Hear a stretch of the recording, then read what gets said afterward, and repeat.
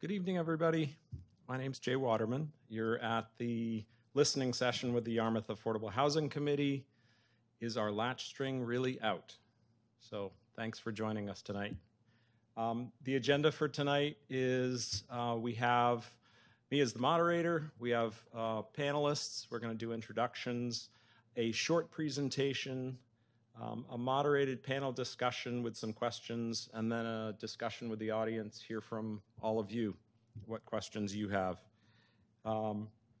And quick ground rules, I think you can read these. Hopefully the audience that's online can read these too, but it's just let's all be open-minded and respectful. I think that kind of covers it. Yes, I'm Jay Waterman. I work at the Portland Housing Authority. I'm the Director of Real Estate Development, and I am on the Yarmouth Affordable Housing Committee. And let's see, why don't we just, Mike, you want to just... I'll go, yeah, sure. My name is Mike Perfetti, and with my wife and my in-laws, we own a company called Cape Shore that's located on off East Elm on Down East Drive, and we own together the building that business is in, which has been there, I think, since the early 80s. And we employ between 40 and 50 people, give or take. I'm Amy Dresser. I'm a local realtor, also a Yarmouth resident of a little over 11 years now. I have a child in the school system who's now in the high school. And yeah, I think that's it.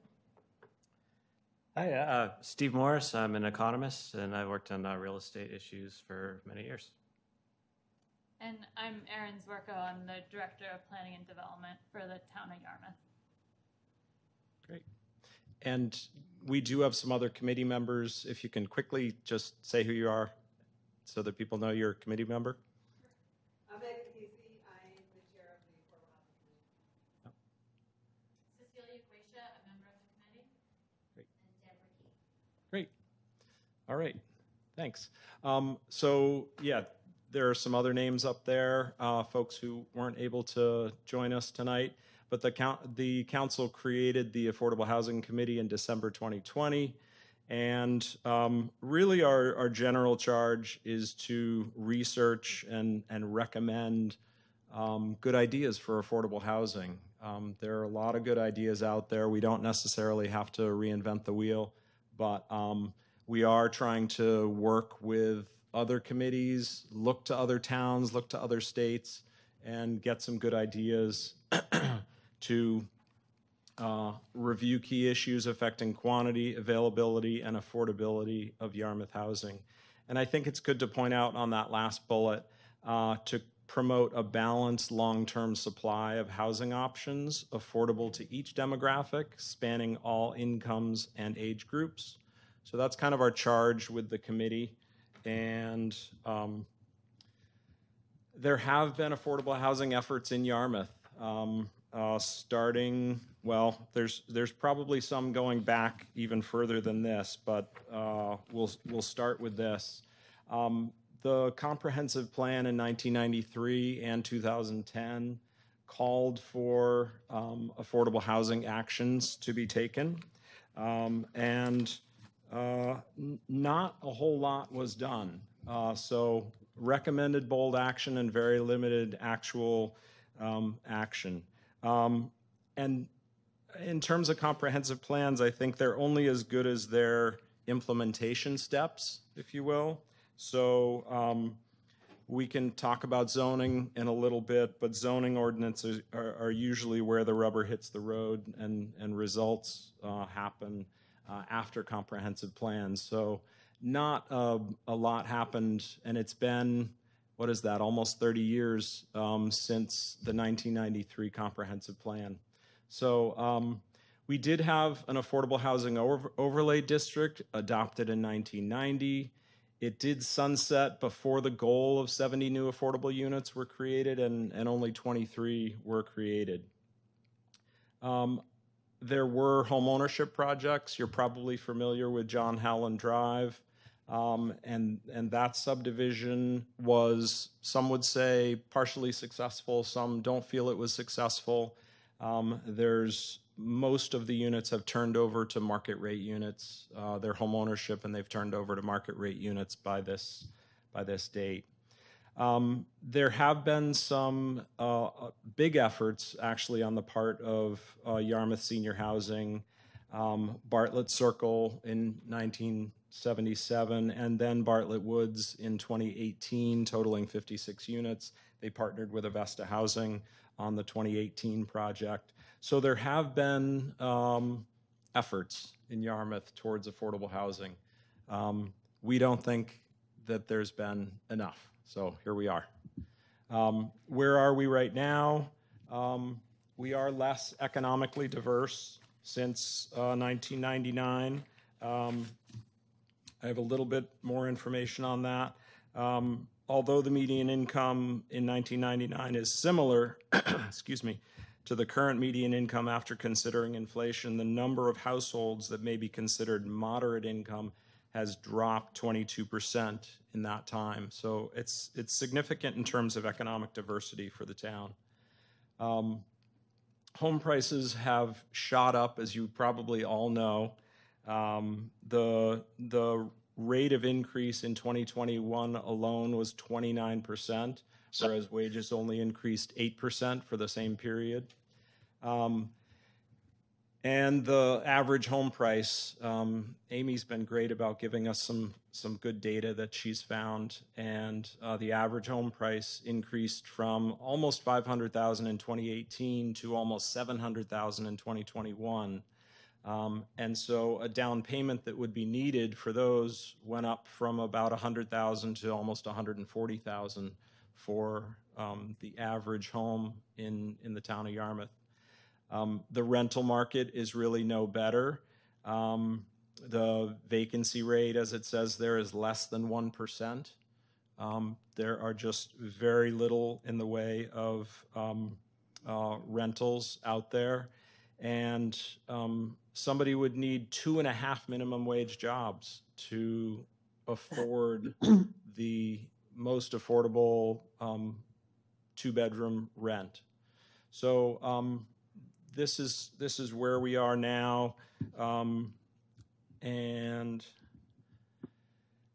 we have had some good efforts in discussions, and we've met with outside folks. We've had a lot of discussions internally, and heard from some of you who visited us at our committee or sent us emails. But we're focused on 3 general areas in terms of affordable housing goals: zoning, organizational, and financial. And we can get into a little bit more on what exactly those mean. We did do a very preliminary report to the town council in January of this year, and with some ideas for them. It wasn't for them to adopt immediately, but it was a lot of ideas that we kind of put out there to them. So that's kind of the one of the solid things that we've put forth is a report to the town council. We feel that some of the recommendations that we've had will really lay the groundwork for long-term success. The top priority for us in the report that we sent to the town council is adopting an inclusionary zoning ordinance that ties the creation of affordable homes to the construction of market rate housing or commercial development and is typically mandated. So I think just to back up just a little bit, zoning can look at kind of both some carrots and sticks, if you will, incentives and requirements. And it could mean encouraging development in certain areas. It could mean more permissive requirements on current land or reduced lot sizes for certain areas of town. So there's a lot that we can talk about in terms of zoning. The inclusionary zoning idea is one that we've seen has been very impactful in other cities and states around the country. So we think that the inclusionary zoning ordinance is a good way for us to make a big impact.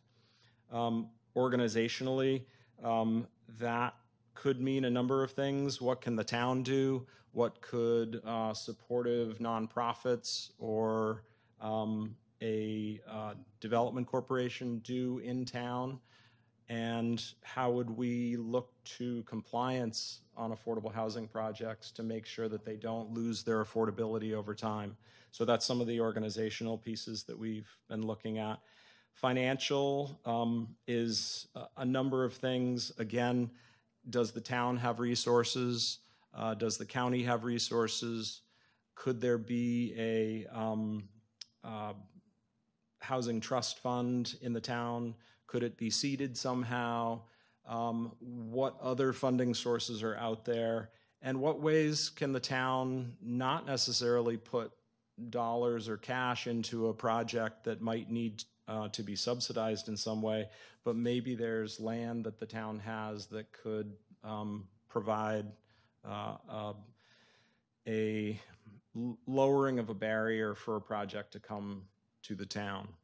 So now we're going to go to the panel a little bit with some questions that we've come up with. After we do these questions, we'll go to the audience. If you can hold your questions for a little bit. And I think we've done introductions, so I'm gonna just jump into some of the questions and put it out there to our panelists, and we don't have a particular order, but the first question is very broad and general. Why do we need affordable housing, and what benefits are there for our town as a whole? So I'm gonna let somebody jump in, or I'll call on somebody if everybody's shy. Who wants to start with that one?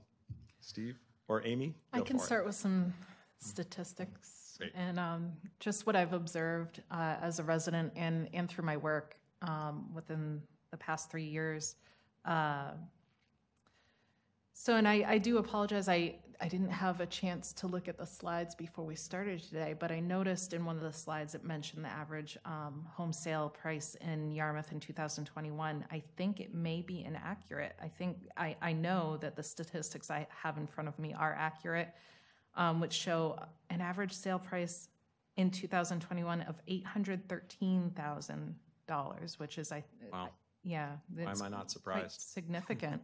And so far in the year, in this year to date from January, we've had 82 sales, home sales in Yarmouth, and the average sale price of those homes has been $902,000. So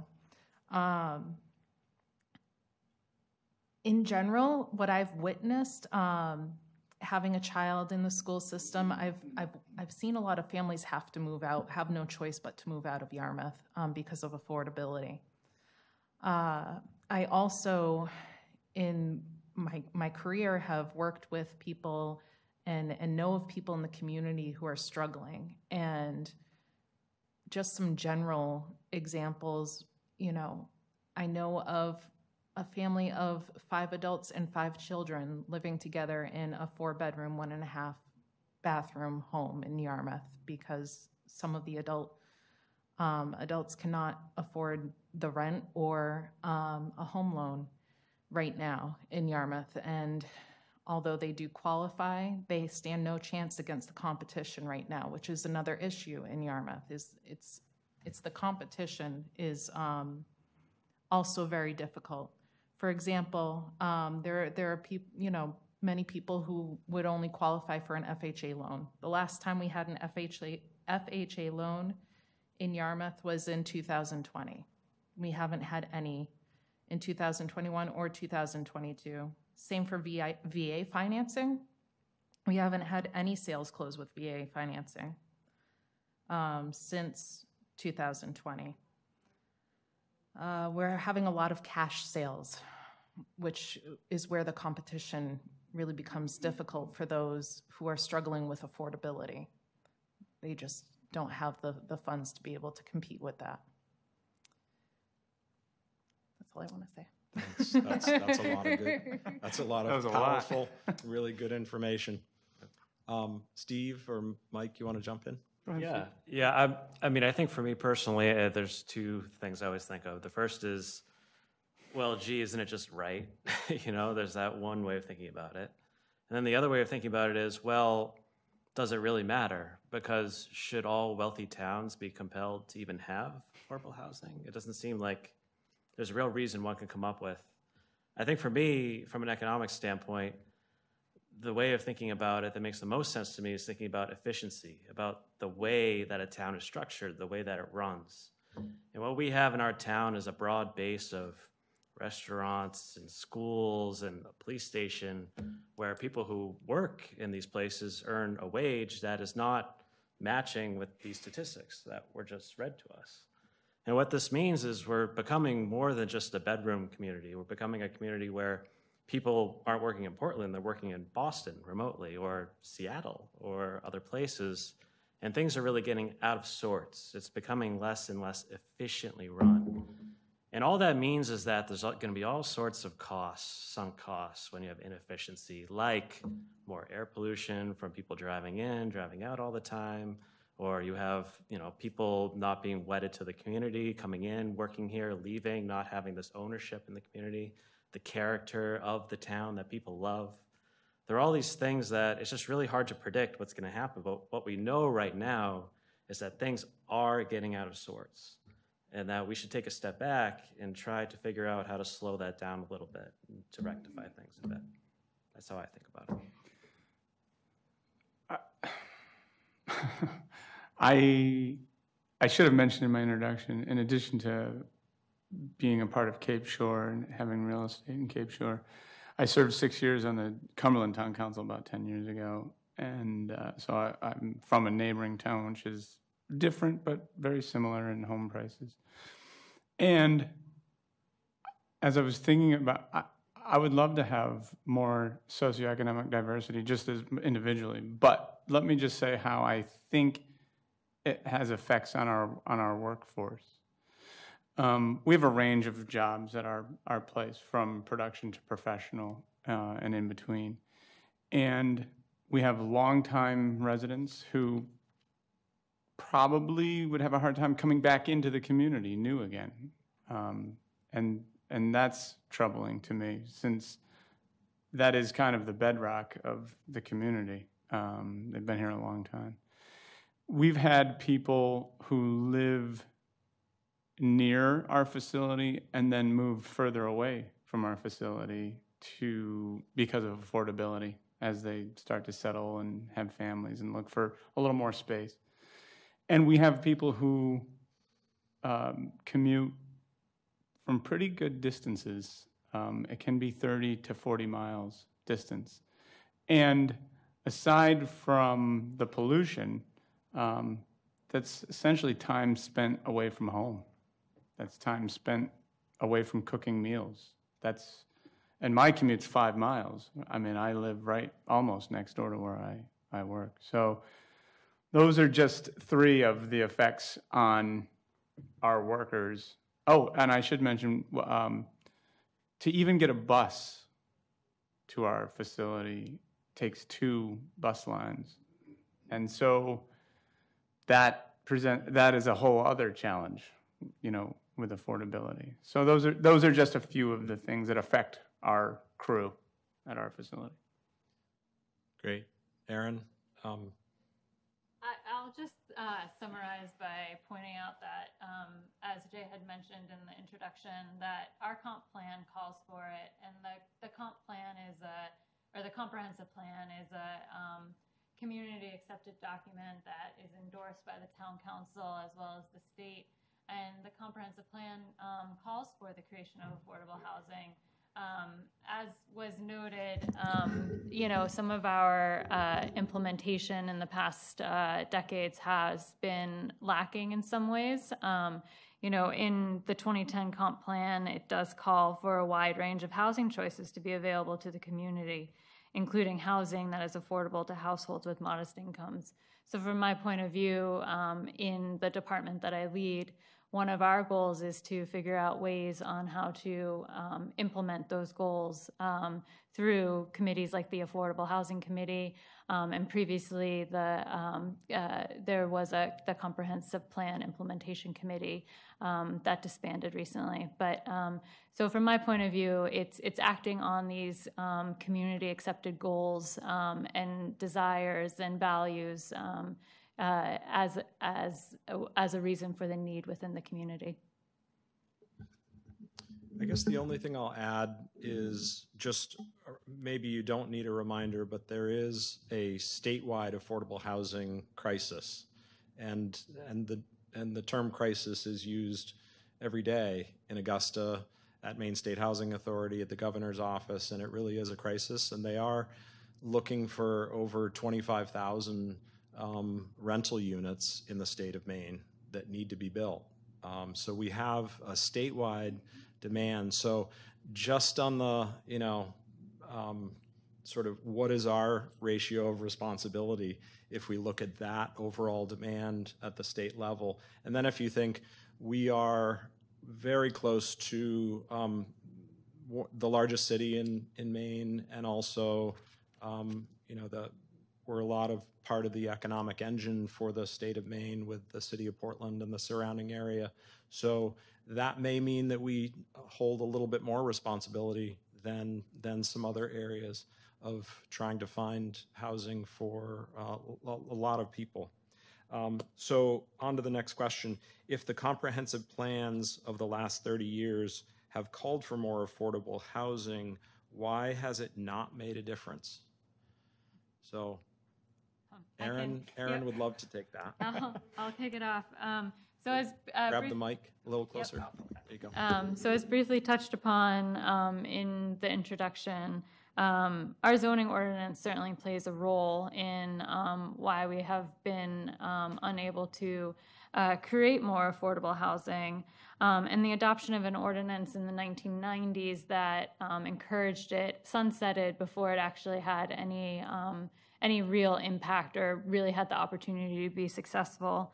Further, the town, unfortunately, does not score very highly when it comes to competitive funding opportunities from the state, particularly as it relates to being a service center for services, obviously, and for employment, although we do have some large employers within the community.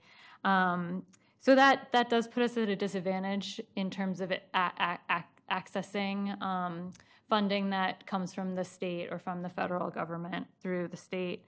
And with the appointment of the Affordable Housing Committee and the recommendations that the committee had put forward earlier this year, there is momentum to adopt policies and strategies to advance these affordable housing goals, such as our effort to bring an inclusionary zoning ordinance to the planning board and the town council. But I'll just point out that that's one piece of the puzzle. There's many tools in the toolbox that the committee, my department, and the town council and the planning board can look to put together a suite of options to really advance those goals.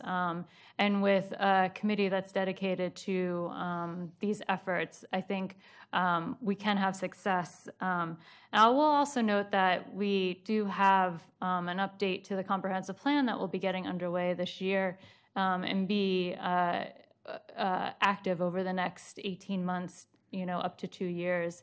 And some might say that there might be a desire to wait until, again, community values are dictated out of that comprehensive plan.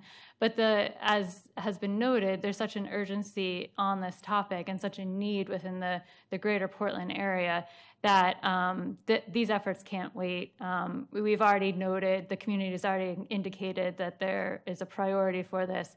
So I think the committee really wants to move forward and get things on the books, whether it's zoning amendments or other policies and strategies that other committees and the town council can adopt to really move this effort forward. Mike? So the question was, why haven't we done this? Why have all those aspirational goals of 30 years not made a difference? So I would speak based on my experience as a former town councilor. And I would say that there's a bit of a lack of will politically to tackle these issues, frankly. I think there's a misperception too. I know in some towns, when you have, let's say you have a big subdivision go in, some of the forefathers and mothers get a little nervous about services and kids, and then they start talking about building caps. And I did some quick back of the napkin math on the tax rate and property values, and what I found was that if you cap growth, which we essentially do with our zoning regulations, if not an outright building cap, if you cap it, your budgets are going to go up anyway, regardless. So you can add more kids or not add more kids. You can add another fire truck or not. It doesn't really matter. Your budget's going up 3% a year. And so you need to add 3% of value to your tax base every year just to keep pace, so no one feels any pain or, I don't want to pay any more in taxes. I get it. That's fair. So I calculated you'd have to build something on the order of 100 to 150 homes a year just to keep pace with that. I'm not suggesting that. I'm not advocating that. But it put a finer point on you can't be stagnant as a town.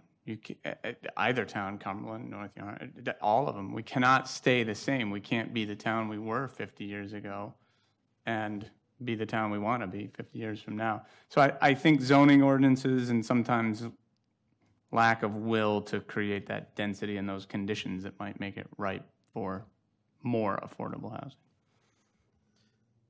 Yeah, the only thing I'll add to that is Aaron made a point about towns really do need to take an active role in encouraging developers to come to their town and produce affordable housing, and take an active role in understanding where the state and federal and county resources are for affordable housing developers, and know what the criteria are for winning projects.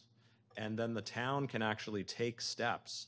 As an affordable housing developer, I know that there are 5 or 6 or 7 things that the town could do on a proactive basis to make us score better up at Maine State Housing Authority. So that's one of the things that I'm personally going to try to, work on, that the town could do better. And I know that it's just, I've talked to developers who say Yarmouth doesn't really score. It's harsh that that's sort of what it is, but it's true. Yarmouth doesn't really score in terms of Maine State Housing Authority programs. So anything that either of you wanted to add on this? Okay. I know that we have a little bit more time. Let's see. I do want to just say, ask what have other towns or the state done to address affordability? And I think, Aaron, you were going to mention LD 2003. Yeah. Towns and cities and towns in Maine have adopted inclusionary zoning. Portland was the first community in Maine to adopt, an active ordinance to create affordable units within their community. Other towns have started to investigate that. Rockland is one of them. And certainly Yarmouth with the Affordable Housing Committee's proposal. But other communities might have incentive zoning on the books. So incentive zoning looks like what incentive is there might be opportunities or density bonuses that might be granted to developers for affordable units. So as one example, Yarmouth actually does have a density bonus for affordable units within our open space residential development ordinance, which is essentially cluster zoning. That has never been used in the community, and perhaps that's because the bonus, for lack of a better word, or the incentive, is not good enough to make development financially feasible. So cities and towns are slowly addressing this, but the state has also taken an active role in mandating some requirements through legislation that was adopted earlier this spring, known sort of in wonkier circles as LD 2003, but it is I don't actually know what the act is really entitled, but it is the result of a legislative commission to study the effects of zoning on land use and housing production. So LD 2003 does have provisions to allow some increased residential density, incentives for affordable housing development, and permissive accessory dwelling unit regulations.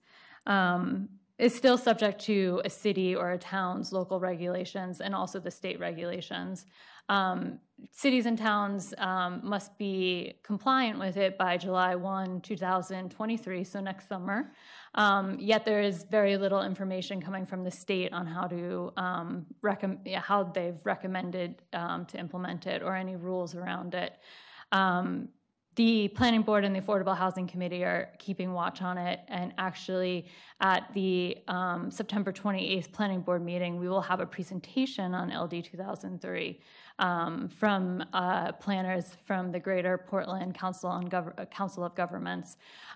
So there's between efforts at the local level, such as the Yarmouth Affordable Housing Committee, and efforts from the state to require some changes to be seen on what that effect might look like in Yarmouth. But there is advancement in those realms, and I think as I pointed out in my response from the last go around, it's tough to be a bystander in this discussion when it is something that affects every single city and town and is not an isolated issue. It is really needs a coordinated and regional strategy to address. Okay, it is time that we're going to start to get some questions. We have... Don't touch that button. He told us not to touch that button. He said, no, but I think it's all set and ready for people to speak into. So we have folks here in the audience. We have some folks that are online. And Erin, you're going to monitor to see if anybody has a question, but why don't we start with anybody here in the audience? And yeah, the mic. Yep. If you don't mind just saying your name and then ask your question. Is it? Yeah, it's on. Yep, it's on. So I'm Karen McKenna, and I live in town. I have for 34 years, I think it's been. Most of the time in a house that my husband and I bought, and part of the time as a renter. And the question I wanted to start with is you've referred to how we don't score well. What goes into that score so that we can better understand what we're doing? And then I have another follow-up later. Yep. Big picture, we're talking about both home ownership and rental housing. And my comments were just around rental housing, and then just around the only remaining federal production program for rental housing in the country called the Low-Income Housing Tax Credit Program. And Maine Housing has a certain allocation of federal tax credits, and then developers compete for those tax credits and then sell them to investors, typically corporate investors, whether it's banks or insurance companies. So the only remaining federal production program for affordable housing in the country is bringing in private equity to build most of the housing. So that's sort of the direction affordable housing has been heading since Reagan and before. But public housing we used to build more public housing. There hasn't been public housing built since the late 70s, early 80s. So that program, the Low-Income Housing Tax Credit Program, has a very competitive scoring process. And towns can do things like have revitalization plans in place. They can offer free land. They can streamline the planning board process. So if a project is ready and has planning board approval, they can get a lot of points. If there is a TIF, tax increment financing, a rebate on your taxes, that scores points. So there are some things that Yarmouth can do, some things that we would have to do a little work to get to. There are a couple more that I can't remember right now, but that's generally some things that a town can do to help score on that particular rental program. So the other part of that question is, is this the lack of being able to score and get that kind of funding? Is that one of the difficulties in competing with a developer who wants to come in and build $500,000 condos on Main Street? Why would you build affordable housing when you could sell it for all this more, and the costs of building obviously are still high for both? So is this why? That is a main reason why more affordable rental is not built in the town of Yarmouth. Yes. Or in other towns too. I mean, I see other this towns, with Portland. right. I worked in Portland. So. Right. The one that I forgot about that Aaron mentioned was a service center community. I think it's 6 points. And projects win or lose on 1 point sometimes. So that's pretty huge. We should try to figure out how to become a service center community. And that's why we had a joint meeting with the Economic Development Committee. And, it's important to talk about a lot of different facets of the same issue. But you're right. Right now, I think that high-end condos are much more appealing to developers than trying to wade through federal, state, local funding and try to build affordable rental housing. And I'm not picking on Yarmouth. I mean, I certainly saw that, in Portland, people can't afford to buy anything or rent anything, and they're building $1 million lofts that are one room, and and people are buying them. So, and the other question kind of ties into that.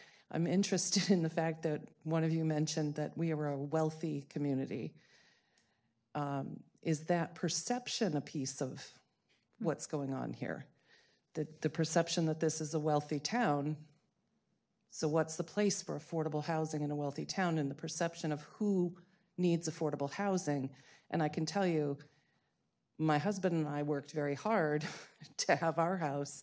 My sons can't afford to live here, at least at this point in their lives. If we were starting over at this point, we wouldn't be able to. And when my husband died suddenly, I was remembering being at town hall as a woman came out crying, and I asked her if she was okay, and she said her husband had died and she couldn't afford the taxes on her house.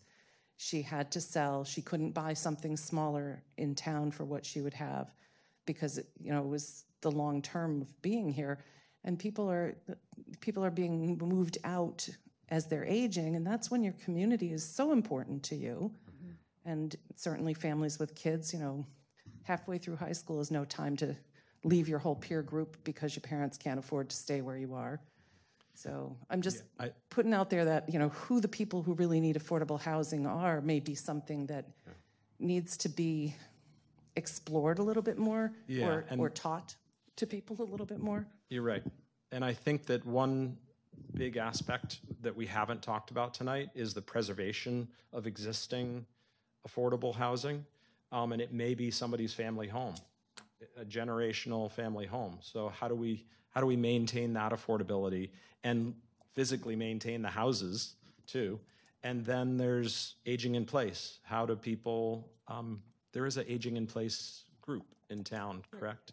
So there are a lot of different facets to this big issue. So, Erin, anybody online, or should we go to somebody else? Ma'am, could you just repeat your name so that I can take the notes for it? Okay. Can I add to what Karen was saying, which is the fact that it is so profitable to build here also can play in our favor for this with an inclusionary zoning ordinance, as we are recommending, because people want to build in Yarmouth. It is profitable to build in Yarmouth, and if they have to provide 10% or something affordable housing in order to be able to build in Yarmouth, that may be a deal they're willing to make. So that's what inclusionary zoning, I don't, that's my very layperson's explanation of inclusionary zoning. Erin may have more to add, but I think it can help. Something very similar happened when the agency I used to work for built apartments that were meant to be affordable, and then some of them are subsidized, and they partnered with Avesta. And part of the qualification was having a very specific disability, and then a certain number of the apartments were not in that realm. And, you know, unit by unit, you can't tell which are which, but people qualified in different ways to be in that building. So that is done. Yeah. Anybody else have a question? Yeah, Ed, right? There's two Eds here. I didn't know what that was. Okay, don't touch the button. Hi, Ed Libby.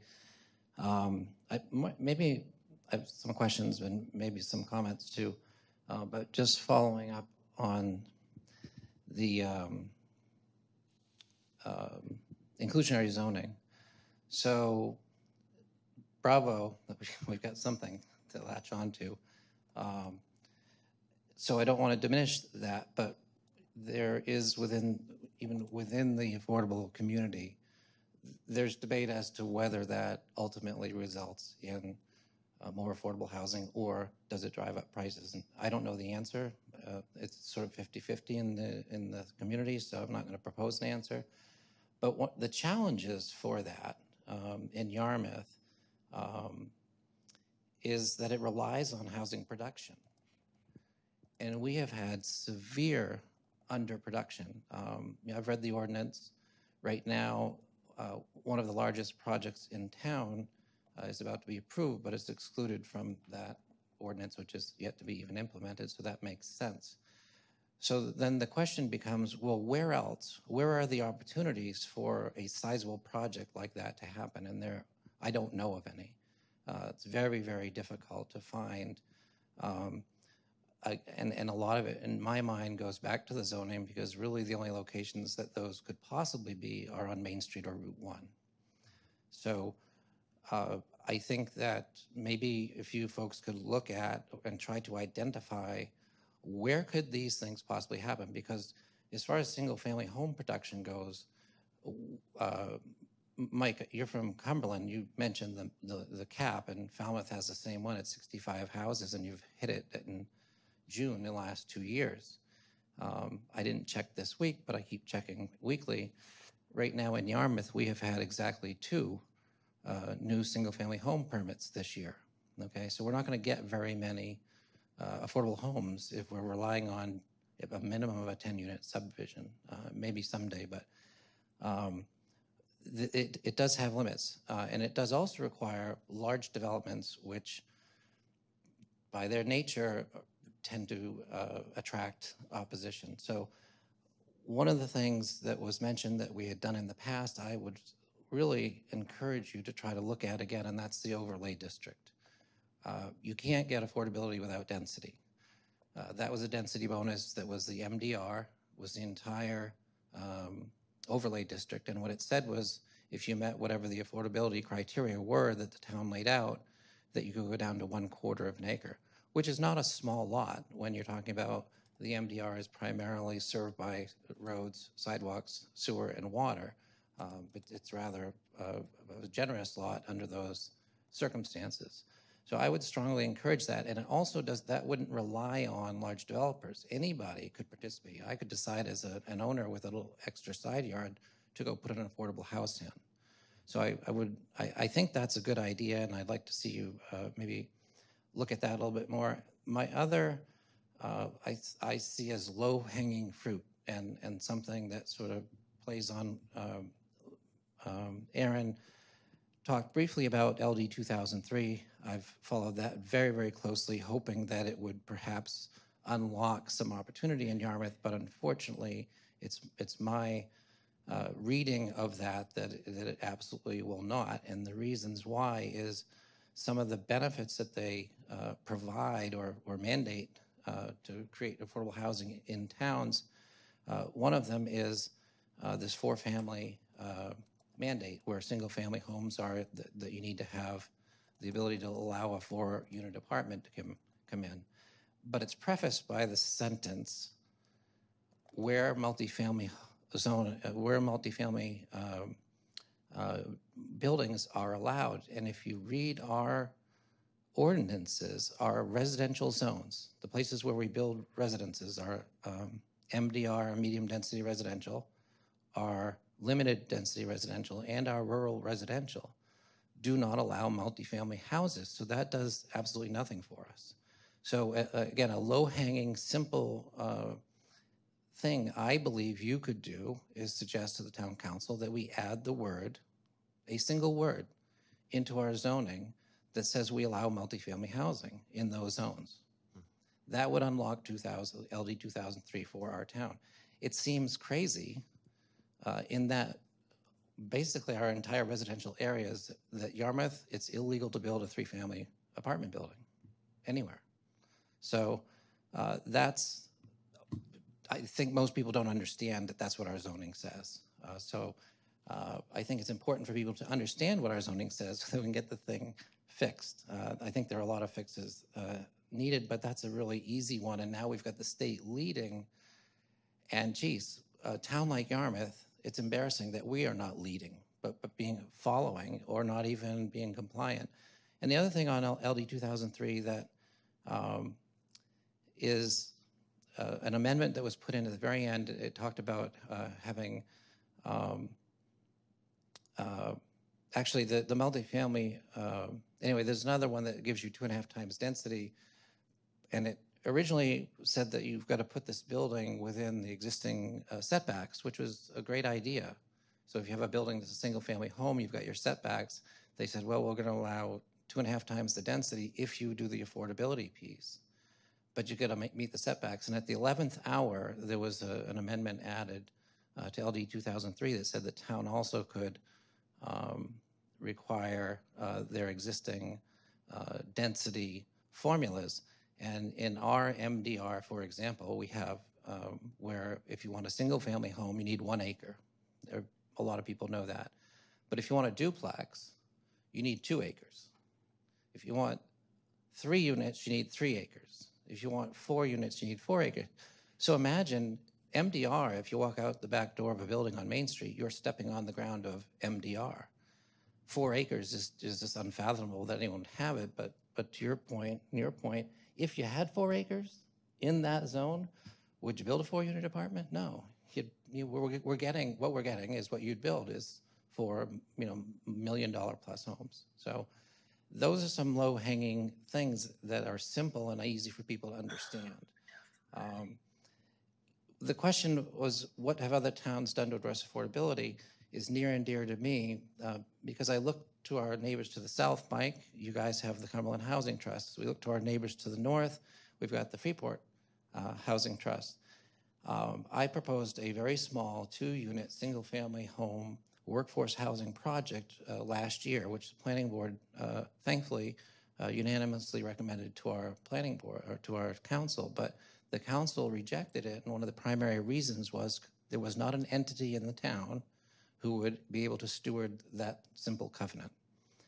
So I would implore you to let's get an entity that if a private developer wants to go out and try to help the situation, they're not rejected because the town hasn't done. In fact, the town council hasn't done what they are set out to do and have been asked to do since 1993, which is to set up one of these entities. So let us respond. That's a lot that you've packed in there. And sorry. Let us just maybe respond a little bit. I know that some of the things that we're talking about, well, a lot of what you're talking about, we're also talking about at the Affordable Housing Committee. Erin, do you want to mention? Yeah, I guess on the topic of monitoring and enforcement, the town recently established what is known as a local development corporation. So that is a quasi-public organization that their main purpose is economic development. In the bylaws for this organization, one of the ways to spur economic development is housing development. So I think the Affordable Housing Committee is interested in working with the newly established Local Development Corporation, which hopefully will have a jazzy name and not just the Local Development Corporation, but working with them to think through how we can partner, how the town can partner with that organization for monitoring and enforcement. But like I had mentioned, I think there could be opportunities to work with our neighboring communities as the committee gets more into the recommendations, into some more of the less zoning ones and more of the management and financial aspects of their recommendations, and look to potentially working with those organizations that are well established in our neighboring communities, and see if there's an opportunity for good partnerships and consideration in there. As it relates to all of the LD 2003 stuff, yeah, there's a lot there, and there's a lot that I think the town could unlock if the community chooses to do so. I hope that the conversation that the planning board will have with some of our regional planner colleagues at their meeting on September 28th will sort of get the planning board and perhaps the Affordable Housing Committee thinking more about ways to make that law work for Yarmouth, not meaning work within the confines of Yarmouth, but be useful and create these opportunities in Yarmouth. So a lot more to come on LD 2003. But Jay, we had a couple comments online. Okay. Maybe we can switch to some of them. Yep. Penny Gage has had her microphone on. So do you have a comment or yes. Yeah, feel free. I do. I have a couple of things I wanted to comment on. The first would be that I've lived in Yarmouth for 44 years, so I'm a long-term resident, if not I wasn't a native. And when we moved here in 1978, we were very fortunate to be able to buy a nice old home. It was quite affordable. And now I am single and, trying to afford this home on my own. I would love to stay here, but it becomes more and more difficult. And I was quite excited about when I learned about the apartments or condos that were going to be built on the Bickford land in town. But as I looked into them, I thought those were going to be, for senior housing. I guess I may be wrong on that. But they would be more than I could afford. So, I hate the thought of having to leave Yarmouth. It's a pretty nice town, even if it does have some shortcomings. And one of those shortcomings in my mind is a lack of diversity. And we'll never be able to achieve a more inclusive town unless we can somehow figure out a way to have affordable housing. A few years ago, there was a big effort to change the zoning laws in Yarmouth so that lot sizes would have been appreciably smaller. And I was very much against that, only for one reason. Not that I'm not against affordable housing, but I know that unless there are rules and regulations, developers will build a McMansion on a postage stamp lot. So, I hope as we go forward, we can't just have smaller lots without some regulation about the types of houses or units or whatever that can be built on there. But I'm encouraged that the town is at least working on this and making an effort to try and find a way for more affordable housing, because it's a huge issue.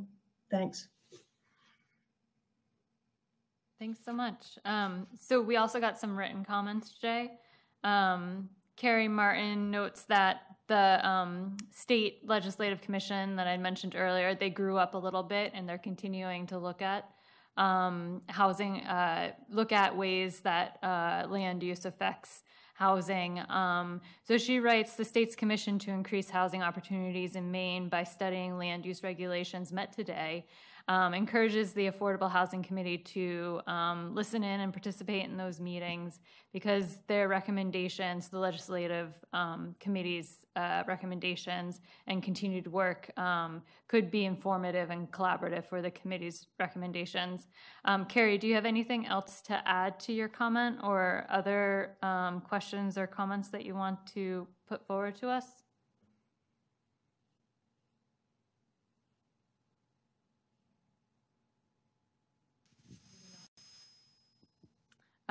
So she's not turning on her microphone right now.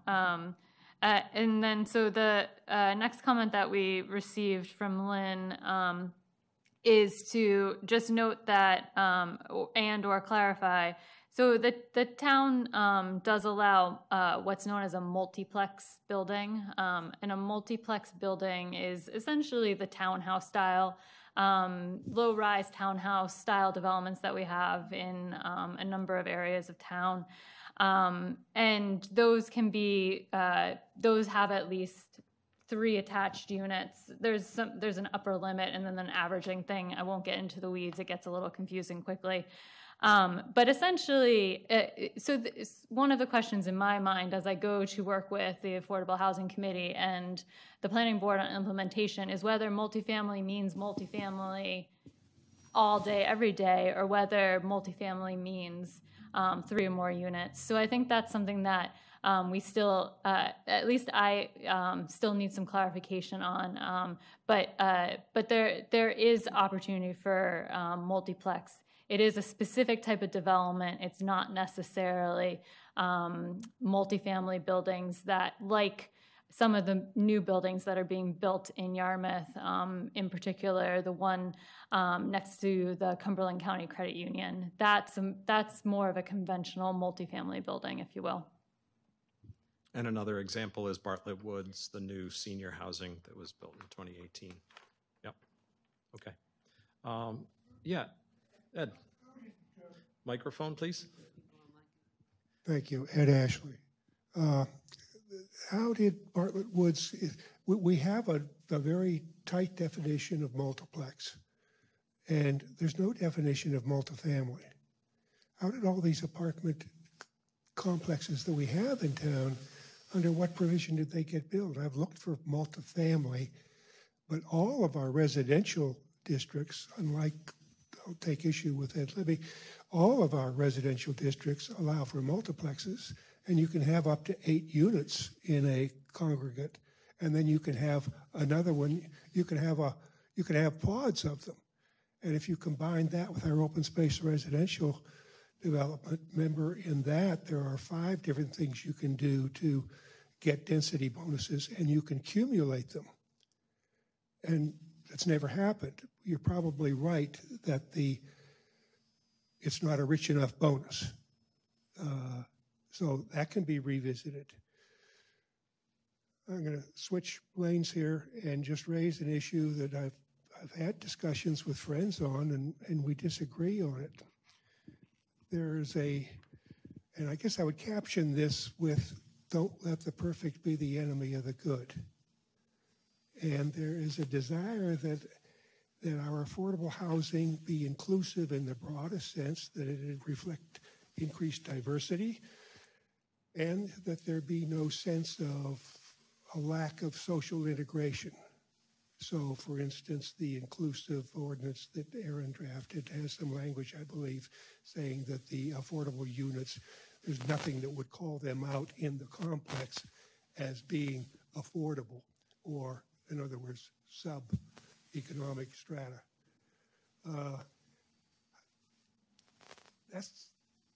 That's sort of the whole package. Maybe if we go for at least a piece of the solution for a little less than the whole package, maybe if we identified an area in town where we could have, as we have with Red Wagon Road, a site for manufactured housing, which no hands down is the least expensive type of housing there is. Now there are reactions to that. My friends say, "Oh no, we can't have that because you're talking about a trailer park, and there are assumptions and stereotypes that go with that, and that's not what we're talking about." But I think it could be a piece of what we're talking about. And I'd also like to know, I know that Yarmouth ranks pretty well on scoring when it comes to PACs and north of Portland by virtue of partnering with other towns like Freeport and Falmouth, as we have done successfully in the past on transportation products. And that adds all kinds of points to the scoring. We haven't been principal beneficiaries of that too much, although we did get a good chunk of it when our beautiful bridge, Route 1 bridge over Main Street went up.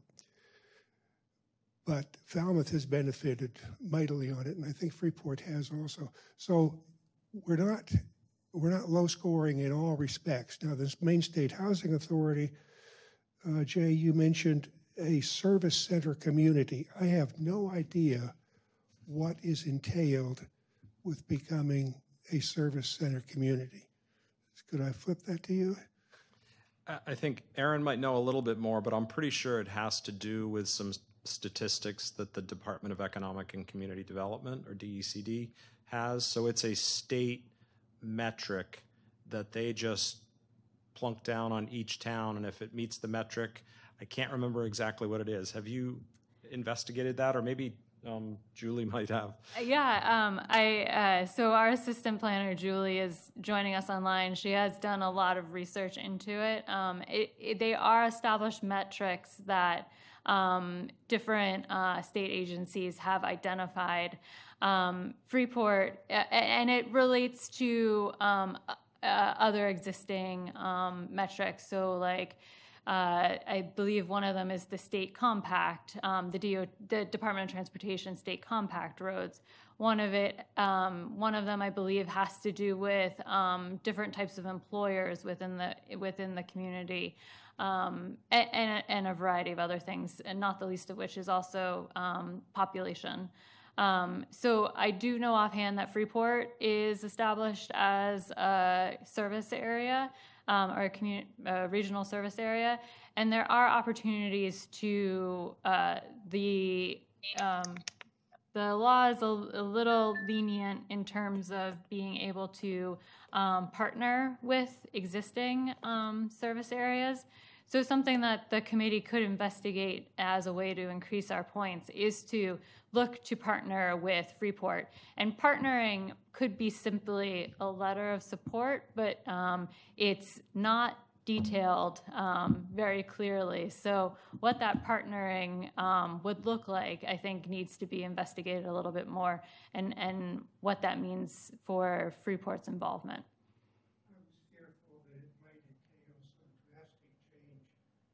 Sense of place and the character of the community, which is extremely important to me. I don't want to see the baby thrown out with the bathwater. We all live here because we like it. We made a conscious, either we were born and raised here, or we made a conscious decision to move here. I made my decision. I'm a refugee from Portland. I moved here in '85. I guess I beat the rush just barely.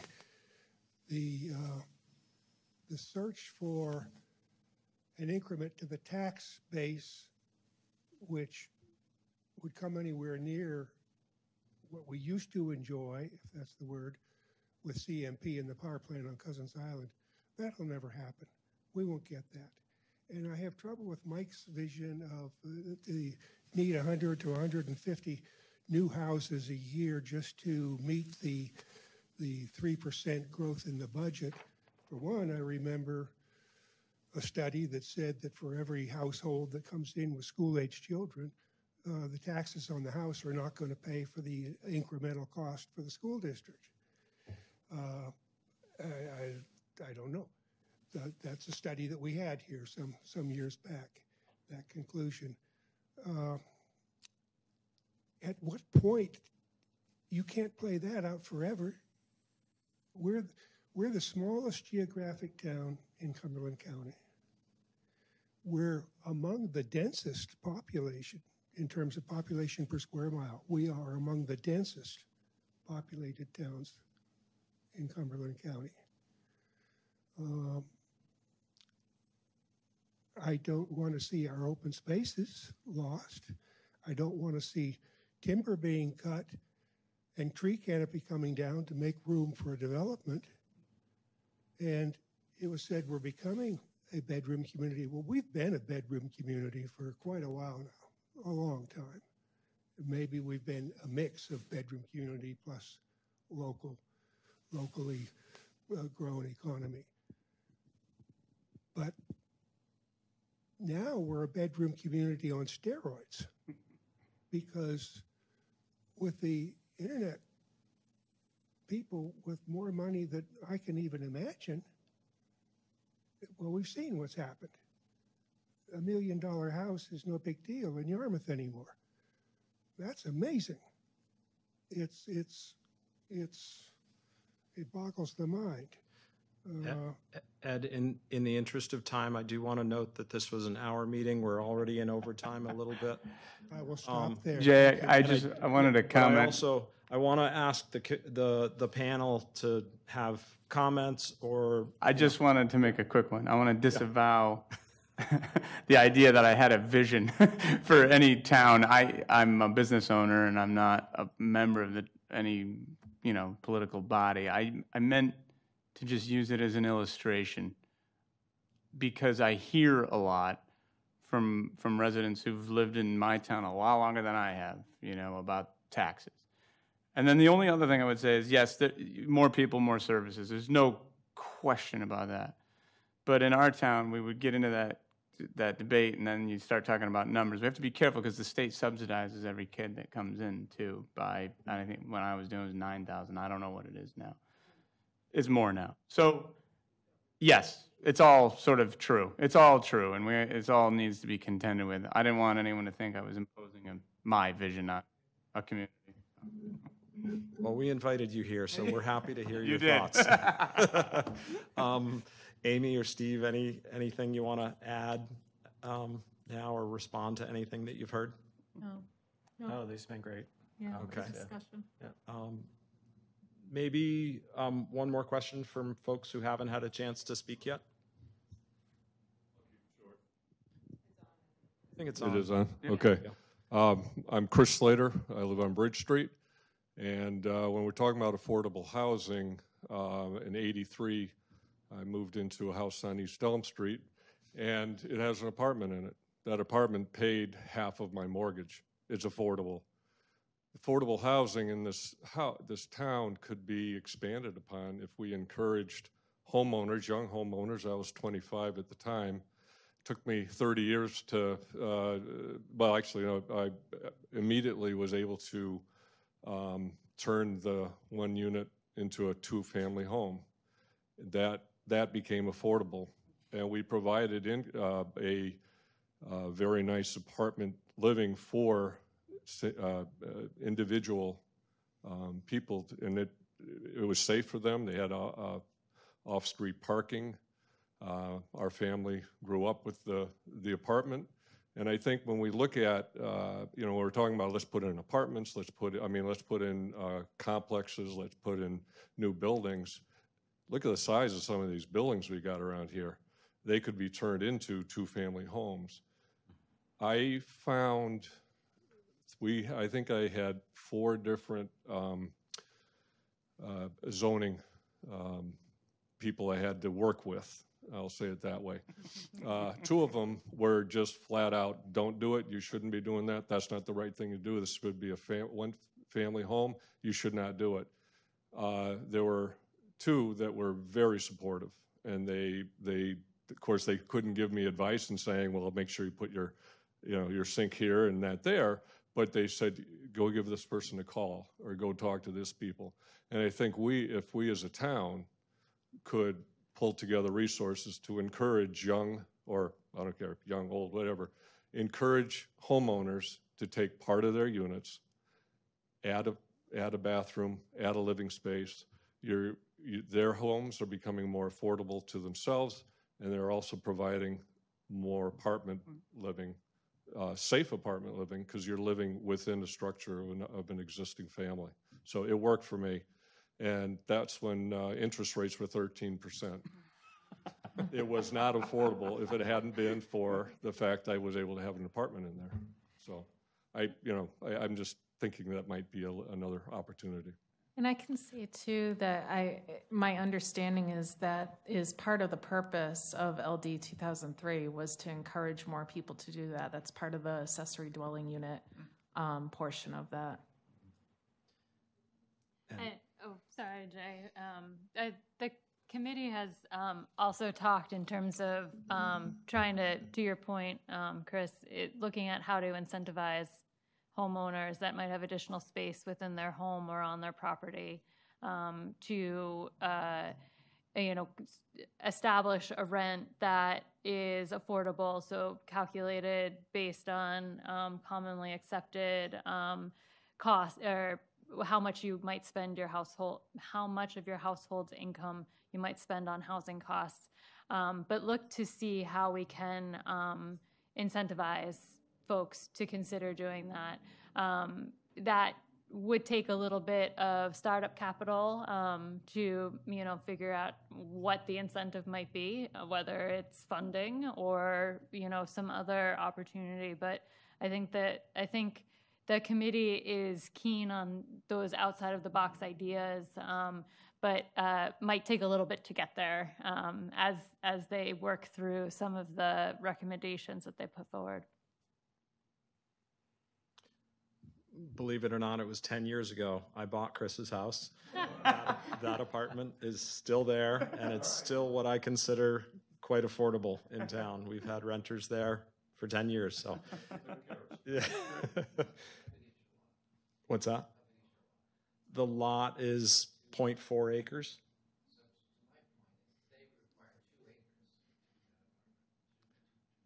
Non-conforming. I just wanted to make a comment, if I can. Yeah, right. Yes, Carrie Martin turned on her microphone. If we can quickly take a comment from her. I'm kind of in a difficult area. I think Chris's idea is great. I think, we're talking about a lot of larger developments with incentives. I think we have to remember too that the cost of building right now is about $300 per square foot.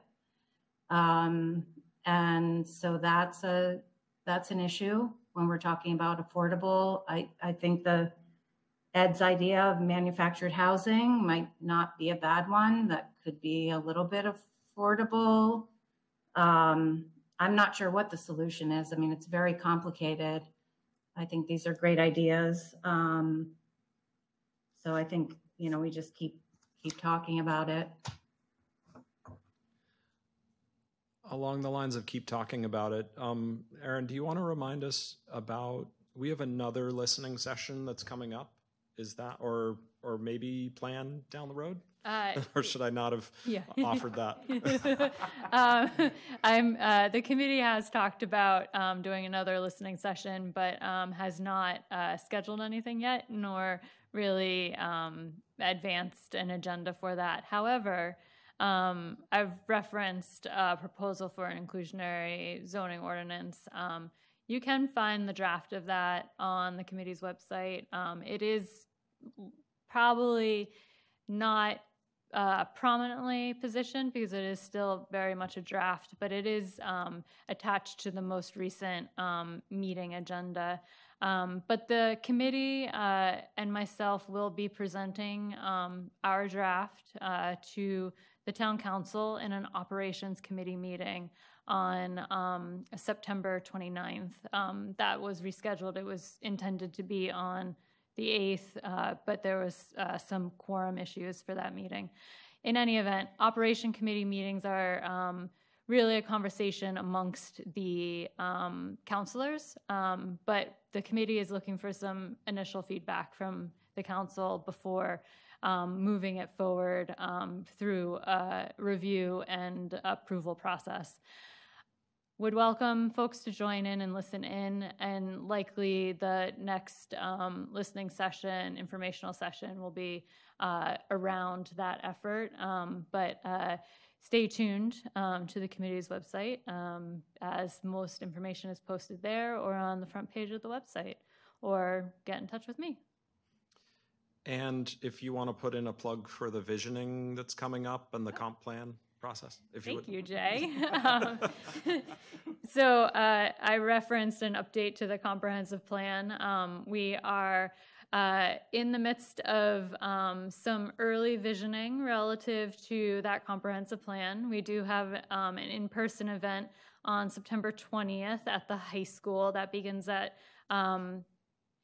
6 p.m. There are also 3 virtual sessions that are scheduled in the coming weeks. One midday on September 21st, one in the morning on September 22nd, and one in the evening on September 29th. Of course, that does conflict with the activity I mentioned earlier, but I'm going to clone myself quickly for that meeting. Anyway, we, on behalf of the town and behalf of my staff at the in the Department of Planning and Development, we welcome all folks to join us for any or all of those visioning sessions.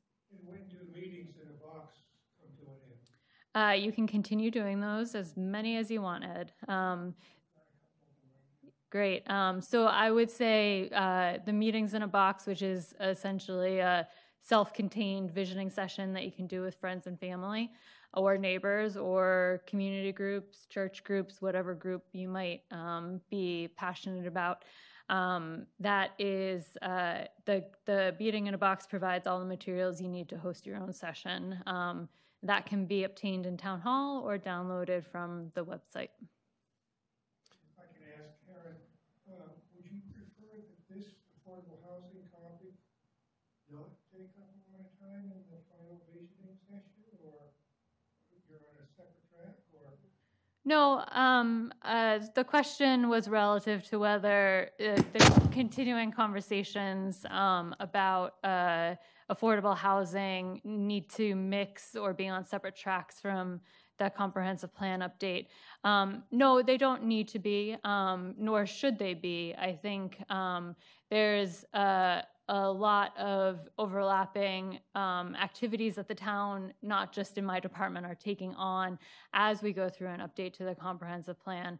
So as it relates to the visioning sessions, those take really a 30,000-foot view of the community, whereas I think the Affordable Housing Committee is working on actionable items right now. So there's a mix there, and I think that there's a relationship there, but sort of at 2 different levels, if that makes sense.